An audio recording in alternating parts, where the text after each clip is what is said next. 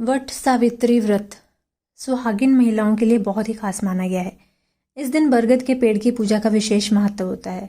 वट सावित्री व्रत में पूजा पाठ के अलावा आप कुछ सामान्य उपाय कर सकते हैं जिन्हें करने से आपकी हर मनोकामना भी पूर्ण होती है। आइए जानते हैं वे कौन से उपाय हैं। हरे कृष्णा, राधे राधे। आप सभी का बहुत बहुत धन्यवाद मेरे चैनल पर आने के लिए। आज की वीडियो का विषय है कि वट सावित्री व्रत की कथा क्या है और कौन से उपाय हम कर सकते हैं आज के दिन। तो अगर आप मेरे चैनल पर नए हैं तो मेरे चैनल को सब्सक्राइब कर लीजिए और साथ ही बेल आइकन को भी प्रेस कर दीजिए ताकि हर वीडियो की नोटिफिकेशन आपको मिलती रहे। और अगर वीडियो अच्छी लगे तो कृपया वीडियो को लाइक कीजिएगा, शेयर कीजिएगा, कमेंट ज़रूर कीजिएगा। वट सावित्री व्रत सुहागिन महिलाओं के लिए बहुत खास माना गया है। इस दिन बरगद के पेड़ की पूजा का विशेष महत्व होता है। इस दिन सुहागिन महिलाएं अपने पति की तरक्की, लंबी उम्र और सुखी जीवन के लिए पूजा पाठ करती हैं। वट सावित्री व्रत में पूजा पाठ के अलावा आप कुछ आसान उपाय कर सकते हैं जिन्हें करने से आपकी हर मनोकामना भी पूर्ण होती है। वट सावित्री व्रत हर साल ज्येष्ठ महीने की अमावस्या पर रखा जाता है।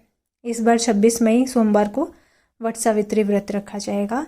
अगर इस दिन पति पत्नी साथ मिलकर कुछ खास उपाय करते हैं तो इससे घर में बरगद से लेकर रिश्तों में प्रेम भी बढ़ता है। जानते हैं उपायों के बारे में। वट सावित्री के दिन पति पत्नी को साथ मिलकर माँ लक्ष्मी की पूजा करनी चाहिए। साथ ही वट वृक्ष की 11 बार परिक्रमा करनी चाहिए। मान्यता है कि इससे वैवाहिक जीवन में मिठास और खुशहाली बनी रहती है। अगला उपाय, धार्मिक मान्यताओं के अनुसार वट सावित्री के दिन बरगद के पेड़ के नीचे 11 कोड़ियाँ चढ़ानी चाहिए। मान्यता है कि ऐसा करने से देवी लक्ष्मी प्रसन्न होती है और घर में बरकत होती है। अगला उपाय, वट सावित्री व्रत के दिन वट वृक्ष के नीचे गाय के घी का दीपक जलाना चाहिए।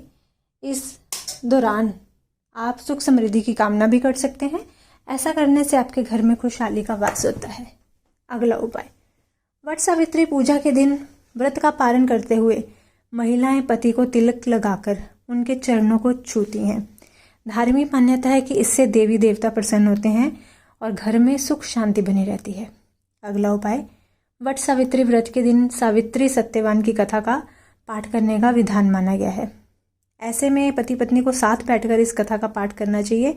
मान्यता है कि इससे पति को लंबी उम्र का आशीर्वाद मिलता है। अब जान लेते हैं कथा के बारे में। इस व्रत की कहानी सत्यवान और सावित्री से जुड़ी है।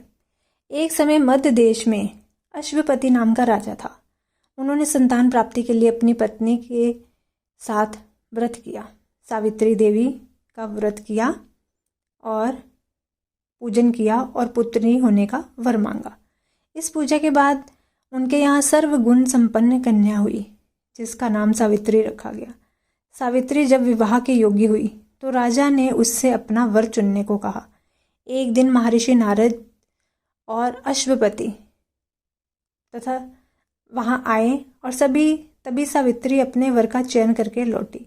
नारद जी ने वर के बारे में पूछा तो सावित्री ने बताया कि राजा द्रुममृत्युसेन, जिनका राज्य हर लिया गया था, वो अपनी पत्नी और पुत्र के साथ वन में भटक रहे थे।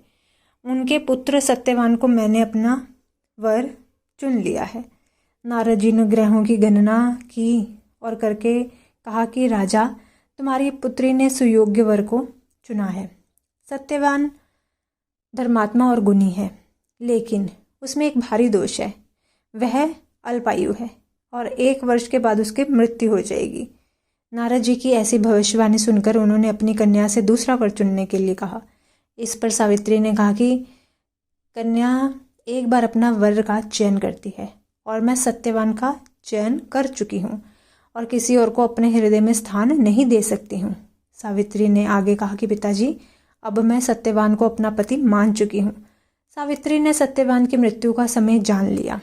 राजा ने सत्यवान के साथ सावित्री का विवाह कर दिया। वह वन में अपने सास ससुर की सेवा करते हुए रहने लगी। जब सावित्री 12 साल की हुई तो उसे नारद जी का वचन परेशान करने लगा। वह उपवास करने लगी और पितरों का पूजन करने लगी।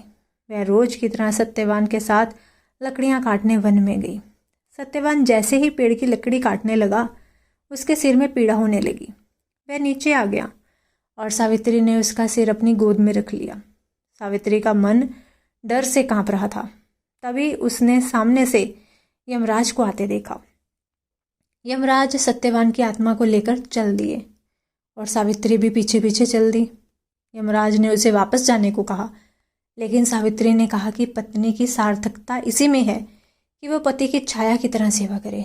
उसने कहा कि इनके पीछे जाना ही मेरा स्त्री धर्म है। सावित्री के धर्मयुक्त वचनों को सुनकर यमराज प्रसन्न हो गए।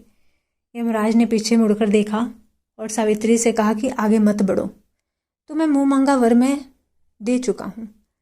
यमराज ने कहा कि अपने पति के प्राणों के अलावा तुम कुछ भी वरदान मांग सकती हो। इस पर सावित्री ने कहा कि मुझे मेरे सास ससुर की आंखों की ज्योति दे दो। इसके बाद भी उसने हार नहीं मानी और फिर यमराज के साथ चल दी। यमराज के समझाने पर बोली कि पति के बिना नारी जीवन की कोई सार्थकता नहीं है, पति के साथ जाना ही मेरा कर्तव्य है। सावित्री की निष्ठा देखकर यमराज बोले कि तुम कुछ भी वर मांग लो, लेकिन यह विधि का विधान है। और इस पर सावित्री ने कहा कि यमराज महाराज, आप मुझे 100 पुत्रों की माँ होने का वरदान दें।